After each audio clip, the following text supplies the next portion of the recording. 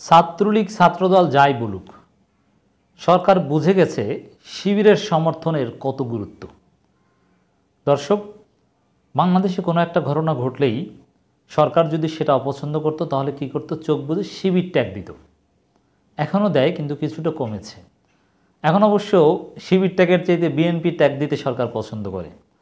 যেমন এই যে কোটা বিরোধী আন্দোলন হচ্ছে, এই আন্দোলনকে সরকারের উচ্চ পর্যায় থেকে এখন পর্যন্ত জামাত শিবির ট্যাগ দেওয়া হয়নি।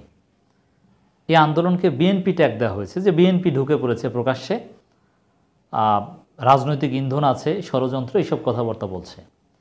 কিন্তু এই সেম বিষয়টা অনেক আগে ঘটলে তখন কি বলতো? যে জামাত শিবির। এই যে ভিপি নুরেরা যে সফল কোটা বিরোধী আন্দোলন করেছিল 2018 সালে, তাদেরকে অসংখ্যবার জামাত শিবির ট্যাগ দেওয়া হয়েছে। সরকারের পক্ষ থেকে এই বয়ান সামনে আনা হয়েছিল। কোনো টকশোতে বা মিডিয়ায় কোথাও গেলে এই নূরদের, রাশেদ, ফারুক ওদেরকে বারবার প্রশ্নের মুখোমুখি হতে হতো যে তারা শিবির কিনা, এবং সরকার তাদের ব্যাকগ্রাউন্ড খুঁজে নানানভাবে শিবির প্রমাণ করার চেষ্টা করত।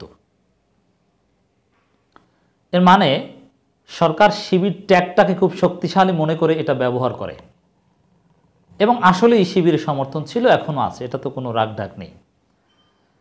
তো দর্শক, একটা রিপোর্ট আমি বিশ্লেষণ করছি মূলত কানেক্ট করে।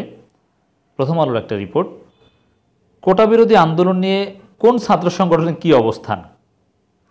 এখানে শিবিরের অবস্থান নিয়ে কোনো কথা নেই, কিন্তু আমি বলতে চাই এই অমুক তমুক ছাত্র সংগঠন, ছাত্রলীগ কি বলল, ছাত্রদল কি বলল, তার চাইতেও সরকারের কাছে ভয়ের বিষয় হচ্ছে শিবির কি বলল।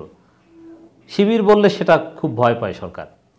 এই জন্যে দেখবেন যে এই যেহেতু সরকার নানান কারণে এখন প্রকাশ্যে বলছে না। কেন বলছে না? এতে উল্টো অ্যাকশন হয়, এতে আরও শিবির শক্তিশালী হয়, শিবির গ্লোরিফাই হয়। এই কারণে সরকার আসলে মূল ভয়টা পায় শিবিরকে। মন থেকে বের হয় যে শিবির ট্যাগ দিই, কিন্তু একটু লজ্জাবোধ করছে। কারণ কি? যেমন আবরার ফাহাদকে শিবির ট্যাগ দিয়েছিল, কিন্তু সে আবরার ফাহাদ যেভাবে বাংলাদেশে গ্লোরিফাইড হয়েছে, যার ফলশ্রুতিতে এটা হয়েছে যে আবরার ফাহাদকে শিবির ট্যাগ দেওয়া শিবিরও গর্বিত হয়েছে যে আবরার ফাহাদকে শিবির বানানো হয়েছে ছাত্রলীগের পক্ষ থেকে। অতএব এটা তো শিবিরের জন্য গর্বের বিষয়, এবং এর অনেক সুফল শিবির পেয়েছে। শিবির ট্যাগ দিয়ে নির্যাতন করা গুরুত্ব কমে গিয়েছে আবরার ফাহাদকে শিবির ট্যাগ দেওয়ার কারণে।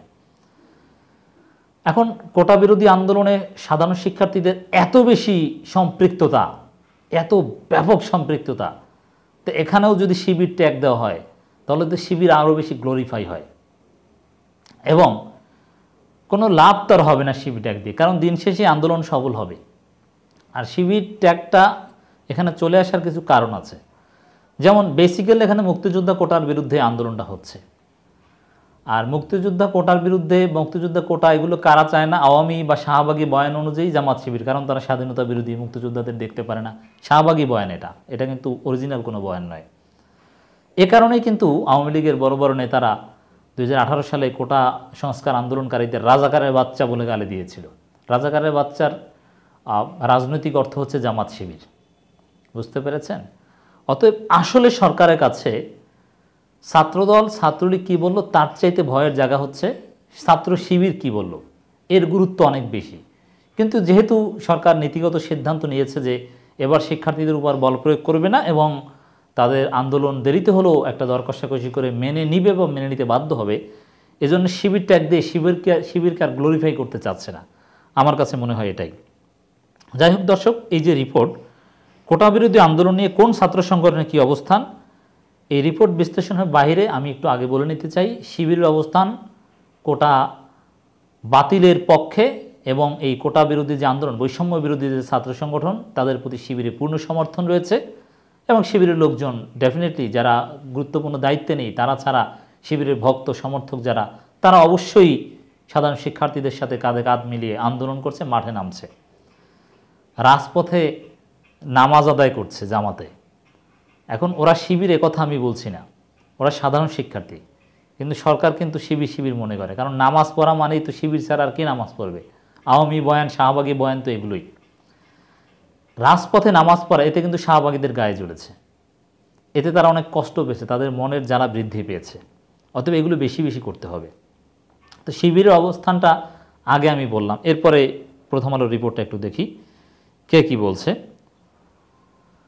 সরকারি চাকরিতে কোটা ব্যবস্থা বাতিল করে 2018 সালে সরকারের জারি করা পরিপত্র পুনর্বহাল সহ 4 দফা দাবিতে 1 জুলাই থেকে টানা আন্দোলনে শিক্ষার্থী ও চাকরি প্রত্যাশীরা। বৈষম্য বিরোধী ছাত্র আন্দোলনের ব্যানারে এই আন্দোলন চলছে। মাঠের কর্মসূচির পাশাপাশি চলছে ক্লাস পরীক্ষা বর্জন। মূলধারা ছাত্র সংগঠনগুলো কোটার বিষয়ে সরাসরি মাঠে নামেনি। তাহলে এই আন্দোলন নিয়ে ছাত্র সংগঠনগুলোর তৎপরতা কী বা তারা আসলে কী ভাবছে? মাঠে নামেনি এর অর্থ কী? যে নেতারা মাঠে নামেনি, তবে তাদের সমর্থক কর্মীরা কিন্তু মাঠে আছে, চিহ্নিত নেতারা মাঠে নামেনি। এটা আন্দোলনের কৌশলের অংশ হিসাবে, যাতে সরকার একেবারে দমনপীড়ন চালাতে না পারে বা ছাত্রলীগ কোনো বিশৃঙ্খলা করতে না পারে ছাত্রলীগ শিবির ট্যাগ দিয়ে। প্রথম আলোর পক্ষ থেকে জানতে চাওয়া হলে ক্ষমতাসীন আওয়ামী লীগের ভ্রাতৃপ্রতিম সংগঠন ছাত্রলীগের শীর্ষ নেতারা বলেন তারা কোটার বিষয়ে একটি যৌক্তিক সমাধান চান, তবে ঠিক কেমন সমাধান চান সেটা তারা স্পষ্ট করে বলেনি। এর মানে ছাত্রলীগের অবস্থানটাও কিন্তু একেবারে অতটা কঠিন না যে না কোটা আমরা চাইই, তারা একটা যৌক্তিক সমাধান চায়। যৌক্তিক সমাধান কি? সর্বোচ্চ 5% কোটা হতে পারে, এটা আমাদের ব্যাখ্যা। বিএনপি সহযোগী সংগঠন জাতীয়তাবাদী ছাত্রদল আন্দোলনরত শিক্ষার্থীদের সঙ্গে সংহতি জানিয়েছে। সংগঠনের শীর্ষ নেতারা বলছেন উচ্চ আদালতকে ব্যবহার করে সরকার আবার নিজেদের স্বার্থে কোটা ফিরিয়ে আনছে। রাইট, এটাই জামাত শিবিরের বয়ানও সেম। এখন প্রথম আলো এইসব যাদের বক্তব্যে আনুক না কেন, সবার বক্তব্যের চাইতে শিবিরের বক্তব্য সরকারের কাছে ইম্পর্টেন্ট। তবে হ্যাঁ, ছাত্রলীগের বক্তব্যের গুরুত্ব আলাদা, সেটা ভিন্ন জায়গায়। কিন্তু বিরোধী ছাত্র সংগঠনগুলোর মধ্যে শিবিরের বক্তব্যের গুরুত্ব বা অবস্থান গুরুত্ব সবচেয়ে বেশি, এটা সরকারও জানে, সরকার বুঝে গেছে অনেক আগেই। অন্যদিকে পুরোপুরি বাতিল না করে কোটা ব্যবস্থার যৌক্তিক সংস্কারের পক্ষে মত বামপন্থী সাতটি ছাত্র সংগঠনের। এই বামপন্থী সাতটি ছাত্র সংগঠন কি বললো, কি এতে কি সাধারণ শিক্ষার্থীদের উপর কোনো প্রভাব আছে? নাই। সাধারণ শিক্ষার্থীদের উপর প্রভাব আছে ছাত্রলীগ কী বলল, ছাত্রদল কী বলল, শিবির কী বলল তার উপর। তবে সন্দেহজনকভাবে চরমনের কোনো কথাবার্তা আমরা দেখি না। যদি ওরাও কোটা বাতিল চায়, কিন্তু ওদের রাজনীতি হচ্ছে দরবার বাঁচানোর রাজনীতি, জাতীয় স্বার্থে ওরা কোনো রাজনীতি করে না। চরমনের ছাত্র সংগঠন ছেলেরা ভালো, কিন্তু কেন্দ্রীয় সংগঠন স্বাধীনভাবে কাজ করতে দেয় না। যৌক্তিক ও স্থায়ী সমাধান চায় ছাত্রলীগ। হ্যাঁ, এটা একটা খুব সুন্দর কথা, যৌক্তিক ও স্থায়ী সমাধান চাই। এর মানে আদালতকে ব্যবহার করে 2 দিন পর পর কোটা ফিরিয়ে আনার যে নাটক সরকার করছে, এটা পারবে না। আবার নতুনভাবে পরিপত্র জারি করতে হবে, নতুনভাবে কোটা সংস্কার করে। এই যে বললাম যে যারা বাতিল চায় তারাও 5%, যেমন নারীদের জন্য কোটা, এটা সব ক্ষেত্রে যৌক্তিক না, কারণ সব নারীরা পিছিয়ে পড়া নয়। আর মুক্তিযোদ্ধা কোটা 1%ও থাকতে পারবে না, এটা হচ্ছে আমাদের প্রাইম দাবি। কিন্তু একেবারে পিছিয়ে পড়া জেলার জন্য বা প্রতিবন্ধীদের জন্য এরকম কিছু কিছু ক্ষেত্রে 5% কোটা সব মিলে হতে পারে, এটা যে কেউ মানবে। ছাত্রলীগের পক্ষ থেকে কোটার বিষয়ে সংশ্লিষ্ট সব পক্ষের সঙ্গে কথা বলার চেষ্টা করা হচ্ছে বলে জানান সাদ্দাম হোসেন। তিনি বলেন কোটা বিষয়টিকে নিয়ে সরকারের পক্ষ থেকে হাইকোর্টের রায়ের বিপরীতে আপিল করা হয়েছে। এখন দেখেন, সব পক্ষের সঙ্গে কথা বলার চেষ্টা করছে, যে এটা কিন্তু একটা দুর্বিসন্ধি, খেয়াল রাখতে হবে, যেহেতু শিক্ষার্থীরা সচেতন আছে। আমি যেহেতু বলেছি এবং ইটস ট্রু যে সরকার নীতিগত সিদ্ধান্ত নিয়েছে যে শিক্ষার্থীদের দাবি মানবে বা না মানার কোনো উপায় নাই। এ কারণে সিস্টেমে ছাত্রলীগকে হিরো বানানো যায় কিনা, ছাত্রলীগ সব পক্ষের সাথে কথাবার্তা বলে একটা প্রস্তাব করলো যে এইভাবে কোটা সংস্কার করেন। ছাত্রলীগও সাধারণ শিক্ষার্থীদের পক্ষে কথা বললো, যেহেতু ছাত্রলীগও আগের মতো হেলমেট বাহিনীর মতো ভূমিকা এখানে পালন করতে পারবে না। তো এই কাজটা করতে পারে যে ছাত্রলীগ এখানে হিরো সাজার চেষ্টা করে। 2018 সালেও কিন্তু এই চেষ্টা করেছিল যে ছাত্রলীগ হিরো সাজার চেষ্টা করেছিল, কিন্তু শেষ পর্যন্ত ছাত্রলীগ সেটা পারেনি বা সেটা হয়নি।